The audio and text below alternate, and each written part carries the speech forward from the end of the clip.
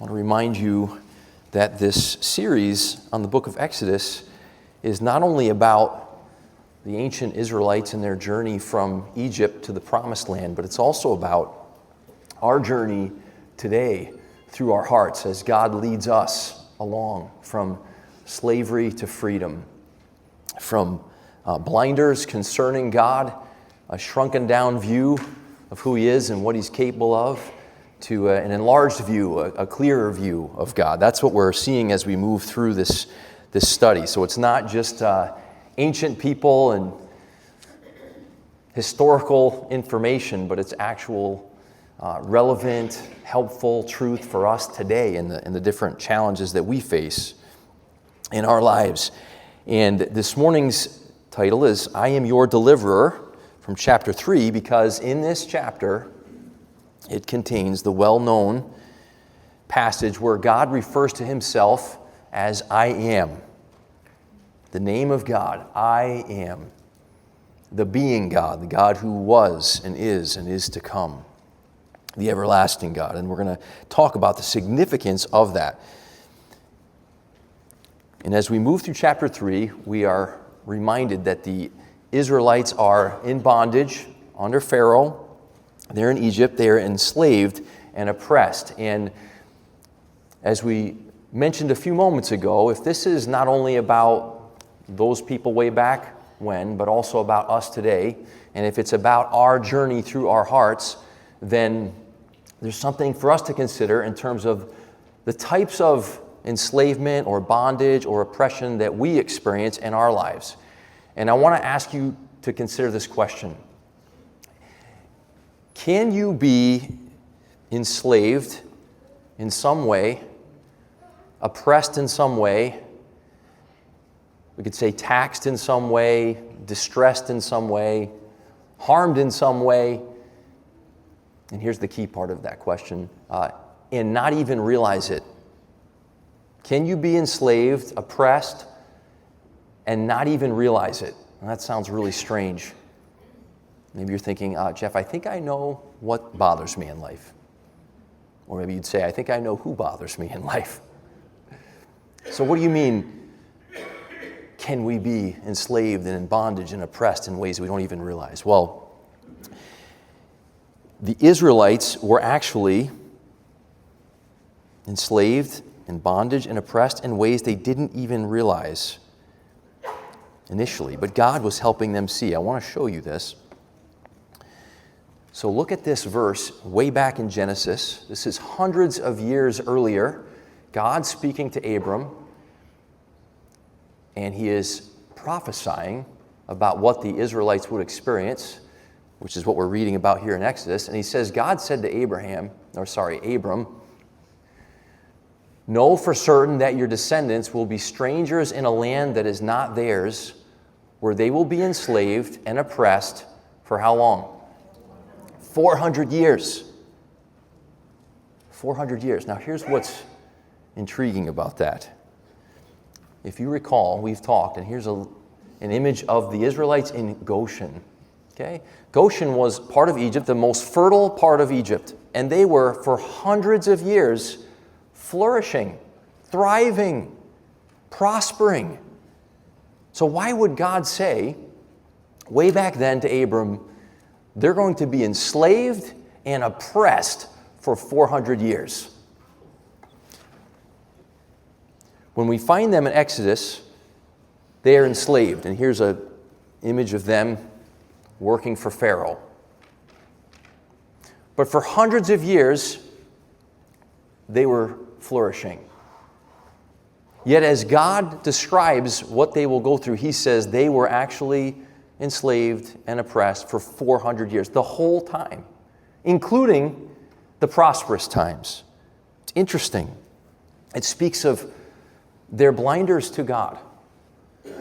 You've heard it said, and you've experienced this, when things are going along swimmingly, when life is smooth sailing, you're doing well. Isn't it true that so often God is like the farthest thing from your mind? You're just living for whatever pleasures you can enjoy, and whatever tasks are in front of you, and whatever you can accomplish. and take pleasure in. And yet when he turns up the heat, when things become difficult, when the struggle begins, so often our hearts begin to cry out for deliverance. Isn't that right? We see our need. We suffer. And we start to realize that we need help. We, like the ancient Israelites, we are no match for the sin that plagues us. They were no match for Pharaoh and the Egyptian army. They were outgunned, overpowered. There's nothing they could do to free themselves. And when it comes to our battle with, as we've been saying along the way, the Pharaoh within, our own preoccupation with ourselves, and not only our preoccupation with ourselves, but our slavish routine and habits of working, just like they were working for Pharaoh. Isn't it true that we so often find ourselves working? Not just working in the natural sphere, that's good, that's appropriate, but like working in the spiritual sphere, trying desperately to protect ourselves, to promote ourselves, to preserve what we think we need in life. Whether that's our reputation, our material things. Isn't it true that we just find ourselves there so frequently? And when God throws a wrench into things and we go from comfort and smooth sailing to rough waters, when things are bumpy and difficult and stressful, God surfaces what's going on. He's showing us that we're in bondage in ways that we might not even realize. And He's doing that for our good. That's what He was up to in their lives. In this whole story about Pharaoh, the Pharaoh who rises up, who doesn't know Joseph. They were doing so well under previous pharaohs, but then a new Pharaoh arises who doesn't know Joseph, who doesn't know the history, who doesn't have a sense of favor toward them, and they are now feeling the pain and the weight of their bondage and their enslavement.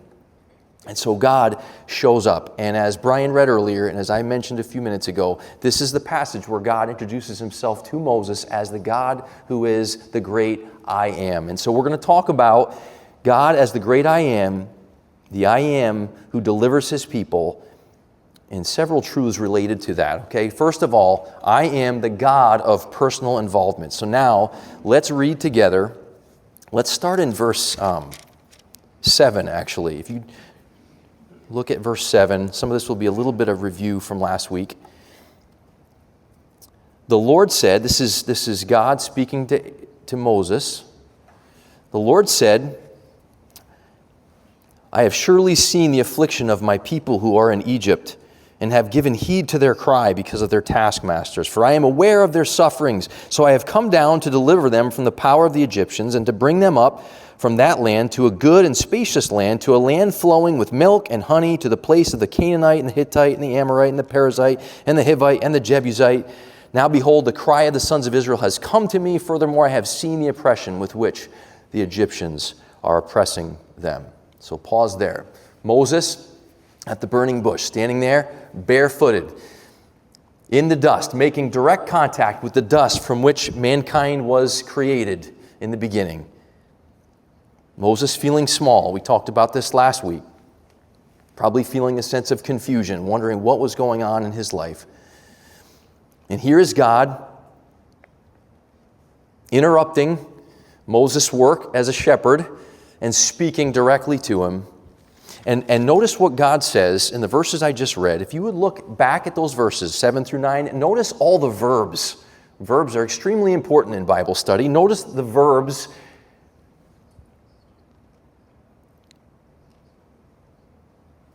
attributed to the Lord God.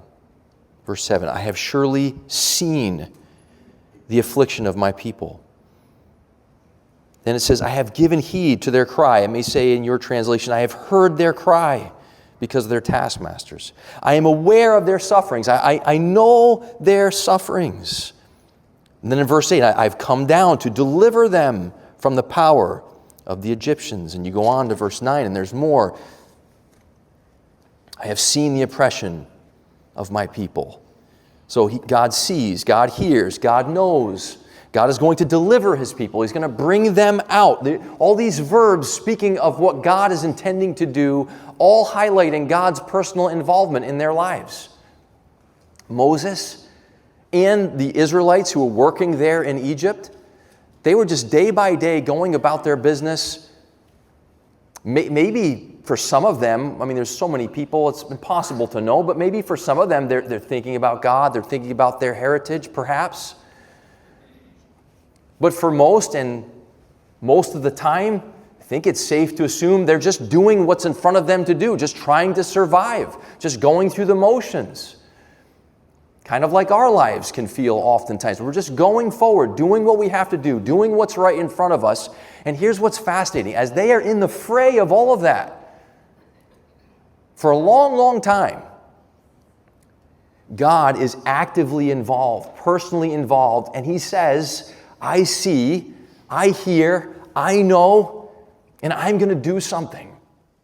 So even in those moments, the incalculable moments when people aren't even thinking of God, or maybe they're thinking wrong things about God, or nothing at all about God, whatever it is, in those moments, God is seeing, hearing, attending to.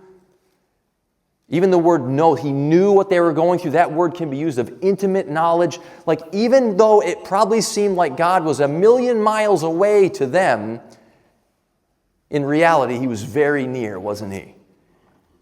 Seeing, hearing, knowing, intending to deliver them, to come down and bring them out. It's very personal.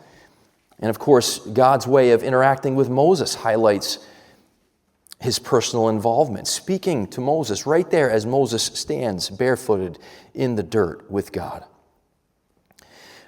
Continue reading, verse 10. Therefore come now, and I will send you to Pharaoh, so that you may bring my people, the sons of Israel, out of Egypt. But Moses said to God, who am I that I should go to Pharaoh, that I should bring the sons of Israel out of Egypt? Moses, thinking the way that many of us would think, probably all of us. Wait a minute, who am I? This sounds like a big task. Who am I? If I were Moses, I'd be like, okay, you had me until you mentioned me and going to Pharaoh. You had me till then. What are we talking about here? And then look at verse 12. God says, certainly I will be with you, and this shall be the sign to you that it is I who have sent you. When you have brought the people out of Egypt, you shall worship God at this mountain. So he says, look, it's certainly going to happen. I'm going to ensure this deliverance. And here's the sign. And you might think, well, what's God going to do? He's going to show him something? He's going to give him some kind of vision? He's going to do some miracle right in front of him? No, he just says, see where we're at right now, Moses? Someday you're going to be here with the people. It's this area near Mount Sinai is where he's at the moment. And he says, you're going to be here with the people, and you're going to remember that I promised you I would get you out. And at that point, that will be a past tense reality. I will have delivered you. That's the sign. You're going to look back and say, wow, look what God did for us. Okay, verse 13. Then Moses said to God, behold, I am going to the sons of Israel, and I will say to them, the God of your fathers has sent me to you. Now they may say to me, what is his name? What shall I say to them? So he continues anticipating. Okay, wait a minute, how's this going to play out? So I'm going to go to the leaders of my people who haven't seen you or heard anything from you in a long, long time, most of them never hearing anything directly from God, and things have been silent for a while. I'm going to go to them. What am I supposed to say if they ask me who sent you? Verse 14, God said to Moses, I am who I am. And he said, thus you shall say to the sons of Israel, I am has sent me to you. I am. The Hebrew term is from the verb. It's a form of a being verb. Okay, you think about, if you go back to elementary school grammar, you have the action verbs. And you have the to be verbs, the verbs of the being category. This is in the being category. This is God who is, who always has been, who is, who always will be, the everlasting God. The same God who was with Abraham as Isaac and Jacob, which is why he says in verse 15, God furthermore said to Moses, thus you shall say to the sons of Israel, the Lord, the God of your fathers, the God of Abraham, the God of Isaac, and the God of Jacob, has sent me to you. This is my name forever, and this is my memorial name to all generations. I am. We talked about earlier, the Israelites suffering, struggling, Moses, his version individually of suffering and struggling, the ups and downs, the twists and turns, all the different variables of life, all the different emotions, the full spectrum of emotions, all the things he's experiencing. And God just says to him, Moses, I am. We talk about just steady and consistent, unwavering, an anchor, a rock. This is why the Bible uses metaphors like those to describe God. Because he is steady, immovable, everlasting, unchanging. He says, I am. This is the true God.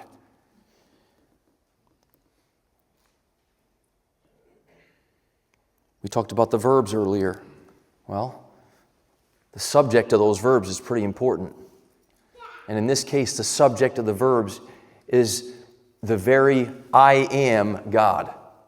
The everlasting God is the one who sees, who hears, who knows, who will deliver his people. And the certainty of the fulfillment of those promises is inseparably bound to the nature of the God who said he saw, he heard, he knew, and he planned to deliver his people. It's all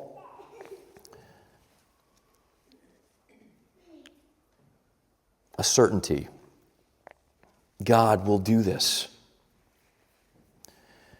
But Moses, having his human struggles, understandably, when this is so out of the ordinary, and it puts him in the hot seat, and he knows that, so the conversation continues, and God gives him more instructions.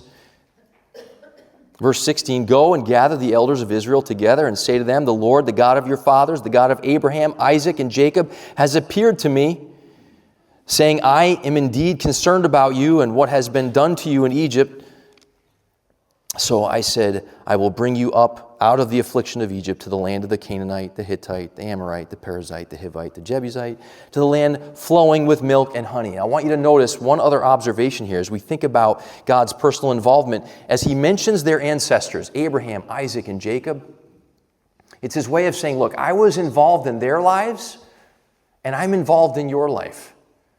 Mentioning them by name, Abraham, Isaac, Jacob, 3 different times in this section as Moses is there before the burning bush, 3 times God mentions Abraham, Isaac, and Jacob, which is his way of saying, as assuredly as I was with them, I am with you, Moses, and I am with my people, and I care, and I'm committed to my people and loyal to my people. I always have been, I always will be.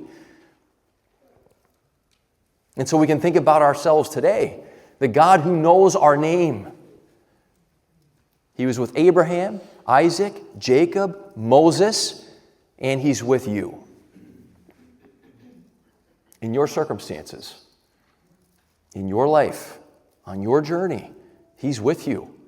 He's the same kind of God. Times when we're aware of him and his presence and we sense it, and we're encouraged and we're comforted, and times when we're not. Nevertheless, he remains faithful, steady. Even when we are faithless, he is what? Faithful. That's right. So he says, you're going to go to the elders and you're going to tell them what's going to happen. The great I am for his people. Later, another will come onto the scene who will refer to himself as I am. Jesus, in the Gospel of John, several times, uses this term for himself, I am, indicating that he is fully God. And we know he's God the Son, He is as much I am as the Father and the Spirit. He too is I am.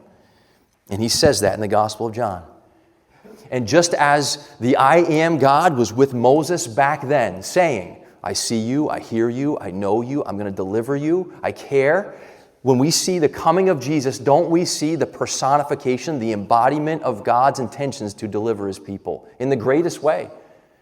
Jesus, who also sees and hears and knows. In fact, he knows intimately, not only in some intellectual way, but experientially. Jesus knows the troubles that we've seen, doesn't he? He knows our suffering. He knows the temptations that we have. I mean, this is the closest possible that God can get to us, is taking on human flesh. And that's what in the incarnation God did through the coming of Jesus. He comes. God, the I am God, the everlasting God, takes upon himself the limitations of human flesh to be with his people. Personal involvement. Doesn't get much more personal than that. And he is here to set us free. We've lived our lives with our ideas, our plans, going about our business and our way, according to our timeline, or at least trying to go according to our timeline, with our discontentment and our misery and our anger and our vendettas and our bondage and our enslaving desires. And Jesus is the one who sets us free. All prophesied and foreshadowed in this liberation of God's people in this Exodus story. God who is I am. He's also the God of planning.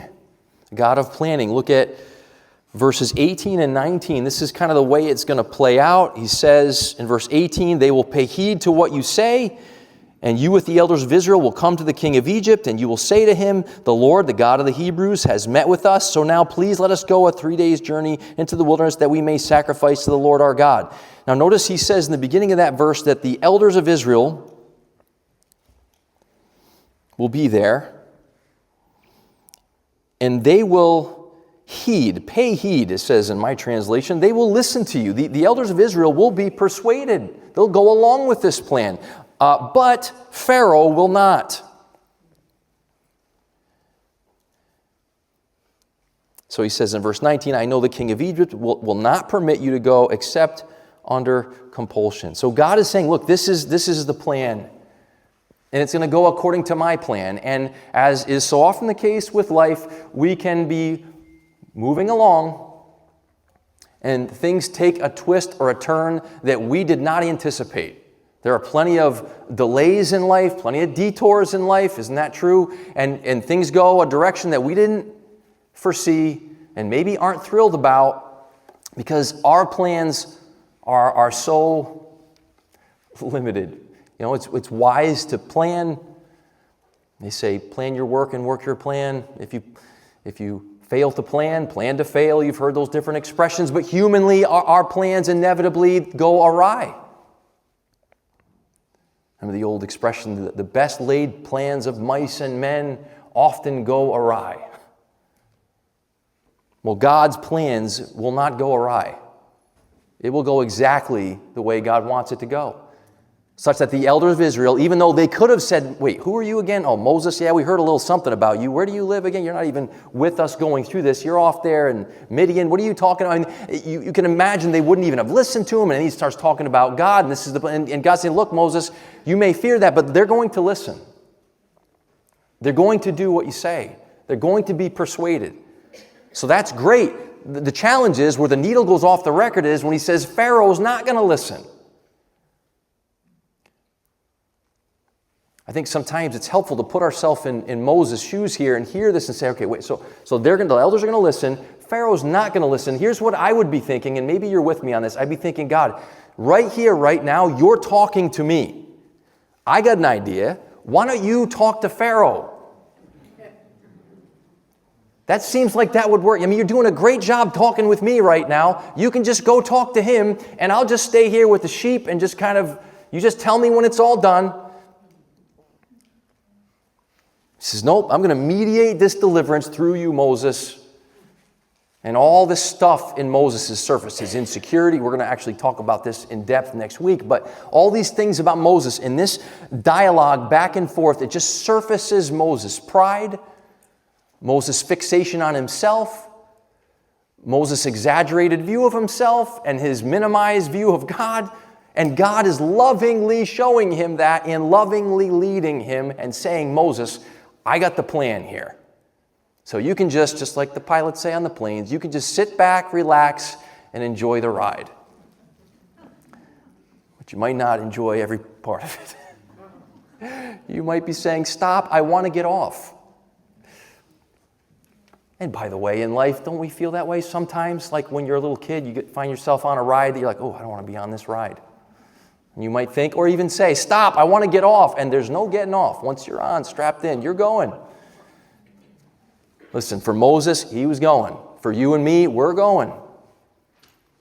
We're not going to be able to get off the ride that life is for us. And what the Bible is constantly doing is familiarizing us, helping us to get further acquainted with the God who is in charge, the God who is the one who has all the plans, who sees the end from the beginning, and who's working all things together for good. This is what God is up to. It's always been this way. He's still this way. He's the God who plans. I am the God of planning, and he is also the God of power. It says Pharaoh isn't going to let you go. Now, this is really interesting. I like when looking at the original language, you see some of these things. Sometimes it's kind of obscured in the English, but back in verse 8, when it says that the Israelites are under the power of the Egyptians, literally it's under the hand of the Egyptians. And then here in verse 19, he says, I know the king of Egypt will not permit you to go except under a mighty hand or a strong hand. In my translation, it's except under compulsion, but the word hand is there. It's like except by a strong hand. And then he says in the next verse, so I will stretch out my hand and strike Egypt with all my miracles. God says, look, Israelites, there's no way you guys are getting yourselves out of here. Moses, there's no way you're going to be able to accomplish this. God says, it's my mighty hand that's going to get you free. As we've been saying along the way, if we ourselves, if the big capital I, the Pharaoh within, is the one who gets us into all these messes, it's not going to be the Pharaoh within that gets us out. He's the problem in the first place. It's not just the circumstances, the surroundings, the other people. It's me. And God says, I'm the one with my strength. I'm going to set you free. And I know that's humiliating for you because you don't want to be the damsel in distress. You want to have a little credit you can take. But God says, nope, it's all me from A to Z. And you get to be freed.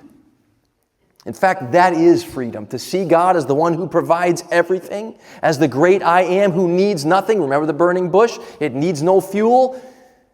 It's God's self-sufficiency. Same in our lives, that he needs nothing. And he says, look, for you to see me for who I am, that is your deliverance. So I'm revealing myself to you. And the roller coaster ride that we talked about earlier, all that is about God showing you who he is. And that requires that we also see and are, in a way, dressed down or exposed in terms of who we are. So he's showing. And it's all by his power, his strength. And this too points forward to Jesus, who is like the manifestation of the saving hand of God. I love Psalm 98, verse 1. Sing to the Lord a new song, for he has done marvelous things. His right hand and his holy arm have worked salvation for him. And how does God reach down into this world and save us but through the person and work of Jesus Christ? He is the saving hand of God in your life. In John 3:35, it says, the Father loves the Son and has given all things into his hand. John 10, 28 and 29, familiar verses. I give eternal life to them, Jesus says, speaking of his people, his sheep. And he says, and they will never perish, and no one will snatch them out of my hand. My Father who has given them to me is greater than all, and no one is able to snatch them out of the Father's hand. And that's where you are. Look up for a second if you haven't been. Just like you're cupped in the hand of the Father and the hand of the Son, you are held by your God that securely. In everything you're going through, in all the challenges, in all the difficulties, in all the manifestations of pride and frustration and burden and the work, the exhaustion, God is graciously helping us to see that He holds on to us, that He is with us, that He loves us, and that by His mighty hand He has ensured our deliverance. And no one will stop Him. No one can take you out of His hands. His mighty hand. He's the God of power. And He is also the God of provisions. The last few verses, He says, I'm going to do this. And He talks about the miracles, which of course we'll see in the near future.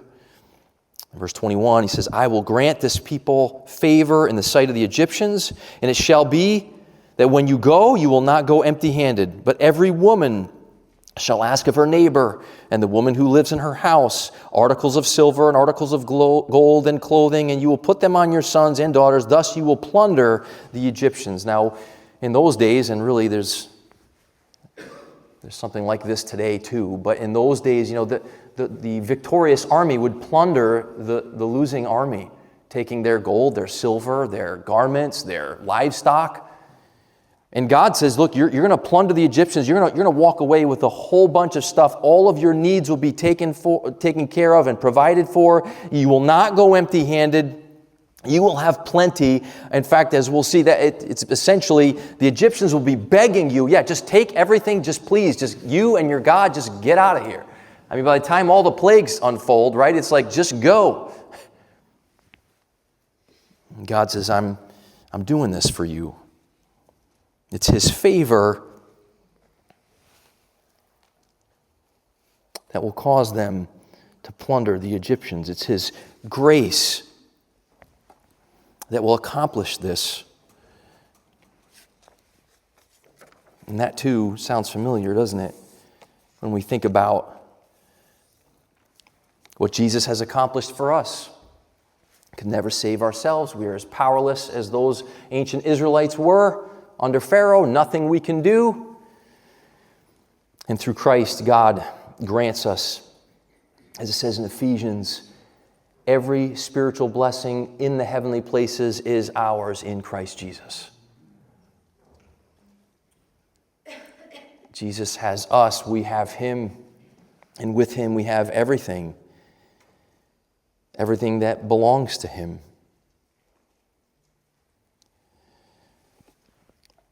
Through Christ, God has given us the infinite treasure of spiritual life in relationship with Him. And along with that has thrown in everything of this world. Remember, Jesus says in the Sermon on the Mount, the meek shall inherit the earth.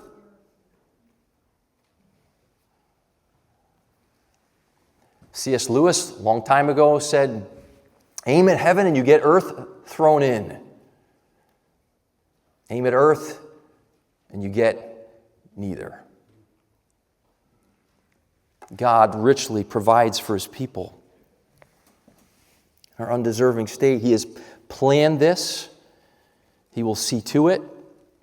We have foretastes of the spiritual blessings now by His Spirit. And one day we'll be home and fully free when we are fully redeemed. The redemption of our bodies, the Bible in the New Testament talks about when we're finally home. And we'll have everything we could ever need, and most importantly, God Himself, and no more blinders, and no more big capital I, and no more Pharaoh within, and no more enslavement to work, but just spiritual rest forever, resting in peace forever, and not inactive, quite active in worship and celebration and enjoying a new heavens and a new earth in which righteousness dwells, all because of what God has done for us through Christ. And this is a foreshadowing. It prefigures those realities. This is just an interesting observation, but that same passage we read at the beginning of the message from Genesis 15, when God tells Abram that his people would be enslaved and oppressed for 400 years, look what he says next about the details we just considered. But I will also judge the nation whom they will serve, that's the Egyptians, and afterward they will come out with many possessions. And that's exactly what will happen, and we'll see that as we go through the story.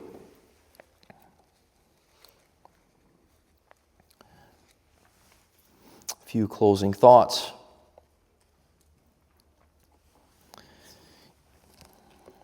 In our sin, in our self-centeredness, in our demands to be worshiped and served, just like Pharaoh, we are enslaved, in bondage, oppressed, stuck.